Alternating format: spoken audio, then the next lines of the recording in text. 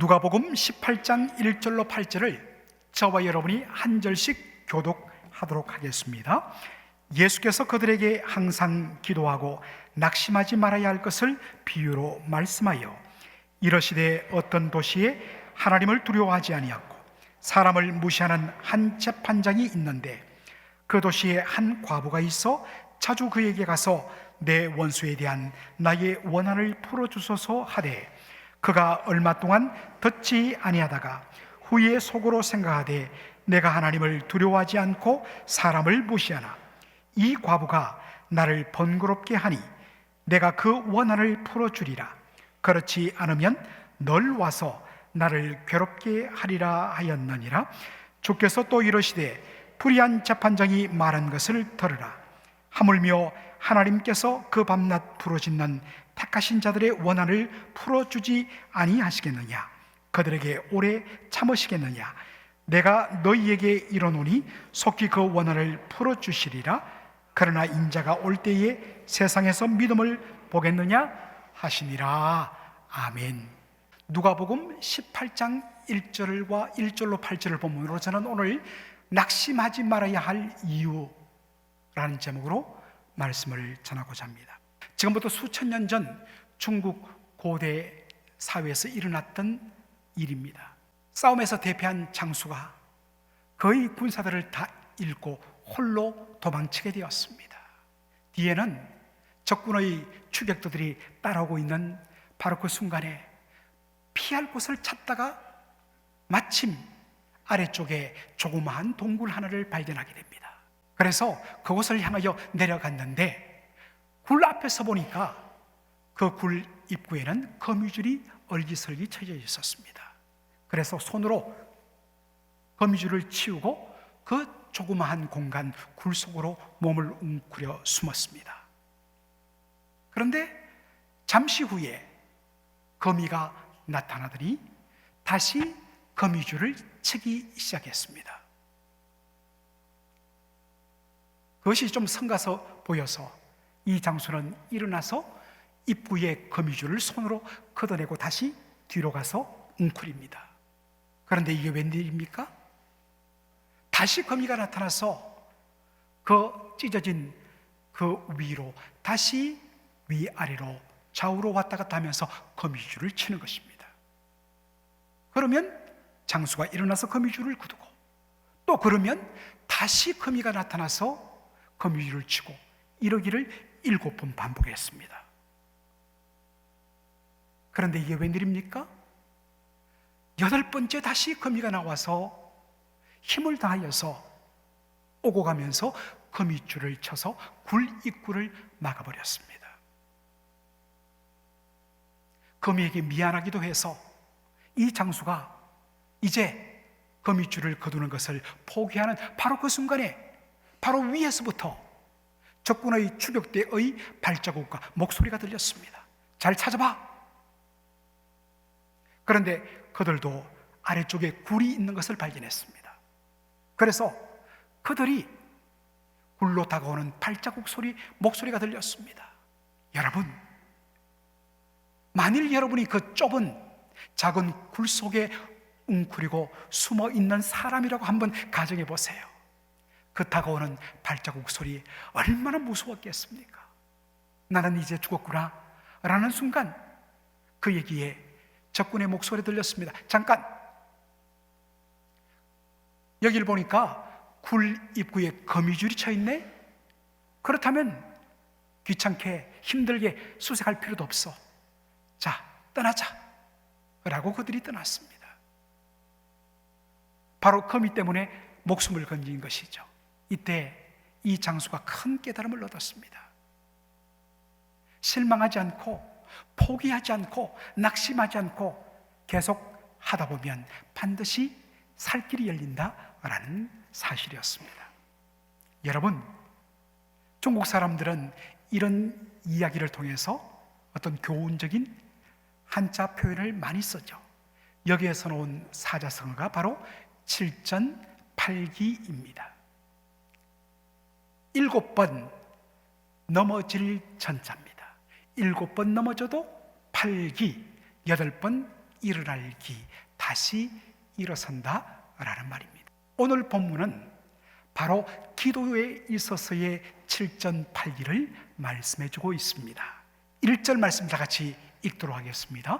예수께서 그들에게 항상 기도하고 낙심하지 말아야 할 것을 비유로 말씀하여. 많은 사람들이 다 나름대로 문제가 생길 때마다 기도합니다. 그런데 어느 순간부터 응답이 되지 않아서 낙심하여서 기도하기를 포기하고 멈춰버립니다. 여기 낙심하다라는 말, 그래서 영어 성경은 정확하게 give up, 포기하다라고 번역합니다. 그런데 예수님이 뭐라고 이야기하십니까? 낙심하지 말고 포기하지 말고 기도하기를 계속해야 한다. 이것을 사람들이 정확하게 쉽게 이해할 수 있도록 예수님은 비유로 설명하셨습니다. 어느 한 도시에 재판관이 있었는데 그 재판장은 하나님도 두려워하지 않고 사람도 무시하는 불의한 재판관이었다는 것입니다. 그러던 어느 날 한 불쌍한 과부가 바로 재판장을 찾아와서 자신의 억울함을 하소연하면서 원통함을 풀어달라고, 해결해달라고 재판장을 찾아왔습니다. 신약학자 조엘 그린 교수에 따르면 지금부터 2000년 전 유대 사회에서는 법정은 오직 남성들만 들어갈 수가 있었습니다. 그러므로 여성이 재판을 신청하거나 아니면 어떤 사건을 목격했더라도 목격자로서 인정을 받지 못했습니다. 만일에 여성이 어려운 일을 겪었다, 그러면 어떻게 해야 할까요?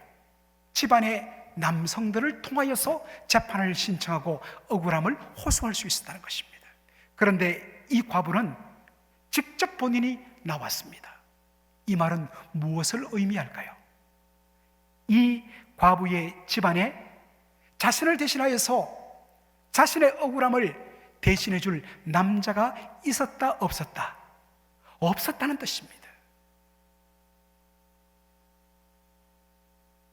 바로 이것을 본 재판관이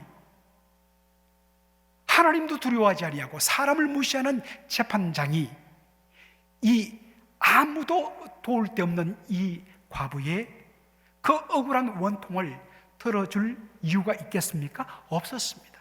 그래서 문을 걸어 잠궈버렸습니다. 그런데 이게 웬일입니까? 그 다음날 이 과부가 찾아와서 나의 억울함을 들어주십시오 재판장님하고 바로 재판장의 문을 두드립니다. 여봐라, 내쫓아라. 그리고 문을 걸어 잠굽니다. 그런데도 이런 수치와 모욕을 당했는데도 이 과부는 그 다음날도 keep coming, keep coming, 계속적으로 찾아와서 나의 억울함을 들어달라고 하소연합니다. 그치지 않았습니다. 이에 재판관이 그의 마음을 바꾸어서 내가 이 과부의 억울한 청원을 들어줘야겠다고 마음을 바꿉니다. 왜 바꾸었을까요? 그것을 누가복음 18장 4절과 5절을 통하여 우리는 확인할 수 있습니다. 다 같이 한번 읽어볼까요? 그가 얼마 동안 듣지 아니하다가 후에 속으로 생각하되 내가 하나님을 두려워하지 않고 사람을 무시하나 이 과부가 나를 번거롭게 하니 내가 그 원한을 풀어주리라. 그렇지 않으면 널 와서 나를 괴롭게 하리라 하였느니라. 솔직하게 스스로에게 말합니다. 나 어떤 사람인가 하면 하나님도 두렵지 않아. 그래서 사람을 무시하며 살아왔던 사람. 그런데 이 과부의 원한을 들어주지 않으면 그녀가 날마다 keep coming, 계속해서 끊임없이 찾아와서 나를 괴롭힐 것이기 때문에 귀찮아서라도 이 여인의 억울함을 들어줘야겠다라고 결심했다는 것입니다. 여러분, 여기서 흥미로운 단어가 하나 나옵니다. 그것은 괴롭게 하리라 라는 말입니다. 우리는 그냥 괴롭게 한다, 계속 와서 나를 귀찮게 한다, keep bothering, 나를 힘들게 한다, 성가시게 한다, 이런 정도의 의미로 받아들입니다. 그런데 여러분, 이 말의 헬라어 원어가 굉장히 흥미로운 의미를 담고 있습니다. 휘포피아조라는 단어를 쓰는데, 이 단어는 hit under eyes, 눈 아랫부분을 치다, 때리다 라는 뜻입니다. 여러분, 옆 사람을 한번 바라보시기 바랍니다. 손으로 여러분 때리지는 마시고 여러분 한번 때리는 상상을 해보십시오. 눈밑을 탁 때리면 어떻게 될까요? 물론 아팠죠. 그러나 아픔 뒤에 뭐가 남습니까? 시퍼런 멍이 됩니다. 이걸 전문용어로 눈탱이가 밤탱이 되다. 여러분 어떻게 아셨어요? 전문용어를. 눈탱이가 시퍼렇게 됩니다. 지금도 기억하는데, 지금 이 자리에 계시는데 한 7월 정도에 한 권사님이 토요 새벽 기도 시간인데 검은 선글라스를 끼고 오셨어요. 그래서 저는 혹시 백내장 수술을 받으셨는가? 라고 생각을 했습니다. 그래서 마친 후에 권사님께 물었습니다. 권사님, 평소에 선글라스를 잘 안 끼시는데 무슨 일이 있으셨어요? 그랬더니 목사님 하면서 살짝 안경을 내리는데 눈탱이가 밤탱이가 된 거예요. 그래서 제가 약간 놀리려고, 아니 권사님 도대체 누구하고 싸운 거예요? 라고 이야기를 했더니 권사님 말씀이, 목사님 그만 제가 실수로 이 문에 부딪히는 바람에 그만 제 눈이 이렇게 시퍼렇게 멍들어서 차마 이 모습을 들고 교회가 나오기 힘들어서 선글라스를 낀 겁니다 라고 말씀해 주셨습니다. 여러분, 재판장이 끝끝내 이 불쌍한 과부의 억울한 원통을 들어주지 않는다면 어떤 일이 생길까요? 그렇게 되면 그 재판장에게는 치명적인 명예의 손상이 된다는 것입니다. 여러분, 당시 유대 사회에서 사회적 약자의 대표는 바로 고아와 과부였습니다. 그래서 구약 성경에 보면 하나님을 어떠한 분으로 묘사하냐? 하나님은 과부의 하나님이요 고아의 아버지라. 하나님은 그만큼 연약한 자들을 돌보시고 책임져 주신다는 말씀입니다. 이 고아와 과부로 대표되는 사회적 약자는 그 어디에서도 하소연할 수 없는 가장 불쌍한 존재들입니다.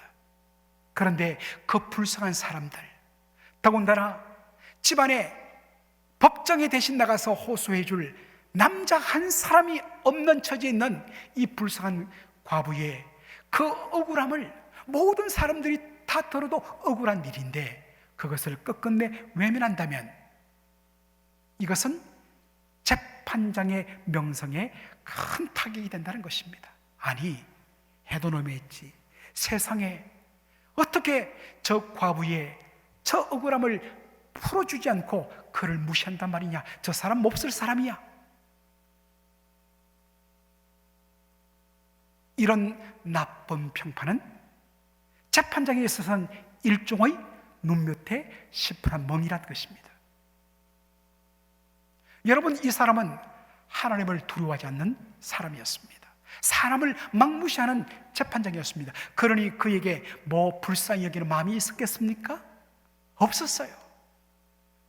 그런데도 자신의 이미지 관리를 위해서라도, 자신의 명성에 타격을 받지 않기 위해서라도 이 과부의 그 억울함을 들어주고 풀어주었다는 것입니다. 이 비유를 든 후에 예수님이 이렇게 말씀하십니다. 6절로 8절 말씀 다 같이 읽도록 하겠습니다. 주께서 또 이러시되 불의한 재판장이 말한 것을 들으라. 하물며 하나님께서 그 밤낮 부르짖는 택하신 자들의 원한을 풀어주지 아니하시겠느냐? 그들에게 오래 참으시겠느냐? 8절 상반절 시작. 내가 너희에게 이르노니 속히 그 원한을 풀어주시리라. 불의한 재판관은 자신의 명성에 흠집이 날까봐 그것이 두려워서 과부의 억울함을 풀어주었습니다. 그렇다면 우리 하나님, 너무나 선하시고 자비로우신 자비의 아버지이신 하나님, 불의함을 못 보시는 공의로우신 하나님, 그분께서 당신의 택하신 자, 당신의 구원받은 백성들의 그 밤낮 부르짖는 기도에 하나님이 외면하시겠느냐? 하나님이 오래 참으시겠느냐? 하나님 반드시 속히 들어주시리라 말씀하십니다. 여러분, 예수님은 억지로 말씀하지 않습니다. 예수님은 정확한 논리와 상식을 가지고 저와 여러분에게 설득하십니다. 하물며 너희 하나님께서, 너희 아버지께서 외면하겠느냐? 오래 참으시겠느냐? 반드시 들어주신다는 것입니다. 왜요? 그것은 하나님의 본성이 선하시고 자비로우신 하나님이요, 하나님이 불의한 것을 못 보시는, 반드시 공의로 심판하고 역사하시는 바로 하나님이시기 때문에. 그런데 무엇보다도 만일 하나님이 밤낮 부르짖는 당신의 백성의 이 원통함을 풀어주지 않으면 하나님의 명예가 손상을 입는다는 것입니다. 하나님은 당신의 영광과 명예를 위하여 하나님의 이름을 걸고 반드시 응답해 주신다, 풀어주신다. 그러니 뭐하라? 기도하라, 부르짖어라 라는 말씀입니다. 예수님이 비유로 설명했으니 저도 한 이야기로 여러분께 도전합니다. 1930년대 초반에 애틀란타 지역에 한 무명의 여성 작가가 있었습니다. 한 번도 소설을 출판해 본 적이 없는, 그런데 어느 날 딱 영감에 붙들려서 정말 집 밖을 나가지 않으면서 3년간 집중해서 소설을 써서 원고를 완성했습니다. 얼마나 기뻤겠습니까? 자신의 모든 영혼을 갈아만들어 한 작품을 만들었거든요. 그래서 기대하는 마음으로 여러 출판사에 편지를 보내며 원고 뭉치를 보내어서 제 원고를 보시고 꼭 출판해 달라고 요청을 했습니다. 그런데 돌아오는 모든 편지는 암소리로 시작했습니다. 미안하지만 우리는 이름도 없는 당신의 책을 출판해 줄 수가 없다는 것이었습니다. 아마도 읽어보지도 않았을 것입니다. 이 덧도 보도 못한 이 사람 출판하지 마. 그래서 보낸 것입니다. 너무나 실망했습니다. 정말 살 소망이 없었습니다. 그리고는 결심했습니다. 나 이제 더 이상 글을 쓰지 않겠어 라고 절필을 마음속으로 선언한 후에 집 밖에도 나가지 아니하고 하루 종일 집에서 낙심하며 지내는 가운데 날마다 신문이 배달되었습니다. 그저 그냥 아무 생각 없이 넘기고 있는데 문화면에 조그마한 기사 하나가 갑자기 눈에 딱 들어오는 거예요. 여러분 그럴 때 있죠. 별 내용도 아니었어요. 당시 미국의 가장 큰 출판사가, 지금도 뭐 유명한 출판사입니다만 뭐냐면 맥밀란 퍼블리싱 컴퍼니, 맥밀란 출판사였습니다. 아마도 미국에서 공부를 하셨거나 잘하셨던 분들은 맥밀란 이 출판사를 들어보셨을 거예요. 굴지의 출판사에 있는데 그 출판사의 사장이 출판 관계 일로 애틀란타 지역을 방문했다가 일을 마치고 오늘 오후 뉴욕으로 기차를 통하여 떠난다. 아무 의미도 없는 기사였습니다. 그 순간에 이 여인의 눈이 번쩍 열렸습니다.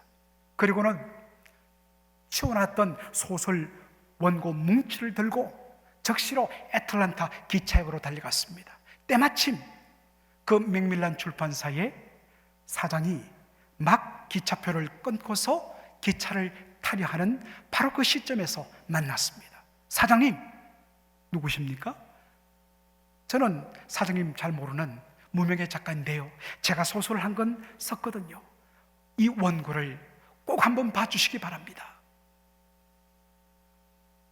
너무나도 들이밀고, 지금 뭐 밀고 당길 시간도 없었기 때문에 떨떠름한 표정으로 네 하고는 그 원고 뭉치 보따리를 들고서 기차에 탔습니다. 그리고서는 그냥 한숨을 쉬면서 선반 위로 소설 뭉치를 던져버리고 자신의 자석에 누워서 기대어서 눈을 감았습니다. 그런데 10분이 지났습니다. 기차가 출발하고 10분 지난 다음에 기차에 차장이 찾아왔습니다. 사장님, 전보가 왔습니다. 텔레그램이 왔습니다. 그래서 우리 출판사에서 무슨 급한 일이 있었느냐 하고 펼쳐보았더니 거기에는 짧게 이렇게 되어 있었습니다. 사장님, 제 소설 원고를 읽어주세요. 아까 만났던 그 무명의 여성 작가가 보낸 전보였습니다. 어떻게 했을까요? 귀찮는 듯이 전보를 뭉쳐서 버려버렸습니다. 그런데 10분 후 다시 차장이 와서 텔레그램 전보를 내밉니다. 그런데 거기에는 똑같은 표현이 써 있었습니다. 사장님, 제 소설 원고를 꼭 읽어주세요. 뭐 이런 질긴 여자가 다 있어. 뭉쳐서 쓰레기통에 번졌습니다. 그런데 이게 웬일입니까? 10분 간격으로 계속해서 그 여인이 전보를 보내었습니다. 내용은 똑같았습니다. 몇 번째 우겨서 버리다가 솔직히 조금 마음에 부담감을 느꼈습니다. 그래서 귀찮은 마음으로 도대체 뭘 썼길래 선반에 올렸던 소설 원고 뭉치를 꺼내어서 풀었습니다. 그런데 이게 웬일입니까? 그 첫 페이지부터 눈길을 뗄 수가 없었습니다. 뉴욕에 기차가 도착할 때까지 요즘처럼 익스프레스가 있는 것도 아니었죠. 도착할 때까지 이 원고를 처음부터 끝까지 읽고 또 다시 읽었습니다. 그리고 도착하자마자 적극적으로 직원들에게 명령했습니다. 이 소설 당장 출판해. 여러분, 그 소설이 무엇이 있을까요? Gone with the wind. 바람과 함께 사라지다. 그 전보를 보냈던 여인은 바로 저자인 마거렛 미첼 여사였습니다. 여러분, 이 남부 지역의 남북 전쟁을 배경으로 하는 바람과 함께 사라지다 책으로도 읽고, 그리고 여러분 영화로도 여러분 보지 않았습니까? 전 세계 수천만 권이 팔려나갔습니다. 베스트셀러. 지금도 아마 소설 중에는 이 정도 많이 발행한 책이 없을 정도가 되었다라는 것입니다. 사랑하는 성도 여러분, 하나님이 우리의 기도에 응답지 아니하시면, 우리의 억울함을 들어주지 아니하시면 하나님의 영광에 큰 치명상이 됩니다. 세상 사람들이 수군거릴 것입니다. 도대체 너희 하나님은 어떤 하나님이기에 이렇게 잘 믿는 당신의 백성, 그들의 기도를 외면한단 말이냐? 이런 하나님 왜 믿어? 여러분, 이것만큼 하나님께 모독은 없습니다. 하나님은 당신의 이름의 명예를 위하여 택하신 자들의 밤낮 부르짖는 그 원통함과 억울함을 반드시 들어주신다는 것입니다. 그러니 뭐 하라고요? 낙심하지 말고 Don't give up! 포기하지 말라! And continue to pray. 기도하기를 계속하라. 정말 몇 사람만 아멘 할 거예요? 기도 안 할 거예요? 여러분, 우리 하나님은 그런 분이십니다. 그러므로 여러분, 기도하기를 멈췄던 것, 더 이상 낙심하지 말고 포기하지 말고 계속 기도하는 저와 여러분 되기를 주의 이름으로 축원합니다. 그런데 여러분, 오늘 이 본문에서 우리가 주목할 것이 있습니다.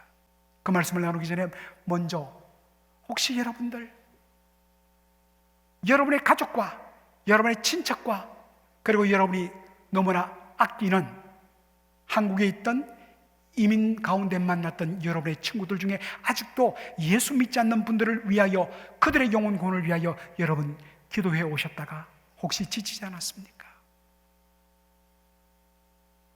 나에게, 우리 가정에 생긴 어떤 문제 해결을 위하여서 어떤 억울하고 원통한 일을 가슴에 품고서 기도했다가 여러분 중단한 것이 있습니까? 여러분, 낙심하지 말고 포기하지 말고 다시 기도하십시오. 하나님이 들어 응답해 주십니다. 그런데 오늘 본문에서 우리가 주목해야 될 아주 중요한 표현이 있습니다. 그것이 뭐냐? 7절로 8절 다시 보겠습니다. 하물며 하나님께서 그 밤낮 부르짖는 택하신 자들의 원한을 풀어주지 아니하시겠느냐? 그들에게 오래 참으시겠느냐? 내가 너희에게 이르노니 속히 무엇을 풀어주시리라? 그 원한을 풀어주시리라. 여러분, 하나님이 누구의 원한을 풀어주신다고요? 택하신 자들, 하나님의 구원받은 백성의 원한을 풀어주신다. 그런데 여러분, 우리는 이 원한이라는 단어, 이것이 주는 벌써 뉘앙스가 있어요. 그런데 여러분, 영어 성경을 보면 이 원한이 대부분의 영어 성경은 뭐로 번역되어 있냐면 justice라고 번역되어 있습니다. 정의입니다. 택하신 자들의 원한, 억울함, 이것은 개인적으로 당하는 그 원통함과 억울함을 가리키는 의미가 아닙니다. 하나님의 택하신 자, 곧 하나님의 구원받은 백성의 신분으로 살다가 하나님의 백성답게 의롭게 구별되게 정직하게 바르게 살다가 당한 그 억울함, 저스티스의 문제입니다. 또한 이 땅을 하나님의 말씀대로 살아가려고 하는데 이 땅에 온전히 퍼져 있는 불의함들, 얼마나 요즘 이 땅에 불의함이 많습니까? 너무나도 불의함이 많습니다. 너무나도 폭력적인 것이 많아요. 그것을 바라봤을 때 하나님의 저스티스가 무너지고 있습니다. 하나님 너무나 원통합니다. 하나님, 공의의 하나님 역사하여 주셔서 이 거짓과 이 불의를 정의로 정상화시켜 주옵소서. 이게 성도의 기도가 되어야 된다는 것입니다. 물론 여러분의 개인의 기도 제목들, 여러분의 건강을, 여러분의 재정 문제, 사업, 자녀들을 위하여 기도해야 합니다. 문제가 생겼는데 기도하지 않고 나의 방법으로 문제를 해결하면 더 꼬여요. 내 방법 오지 하지 말고 하나님 앞에 엎드려야 돼요. 엎드리지 않으면 풀리지 않습니다. 반드시 해야 돼요. 중요한 기도 제목이죠. 그러나 성도의 기도는, 택함 받은 자의 기도는 단순히 개인적인 그 기도에만 머물러서는 안 돼요. 확장해야 돼요. 하나님의 저스티스를 위하여 기도해야 합니다.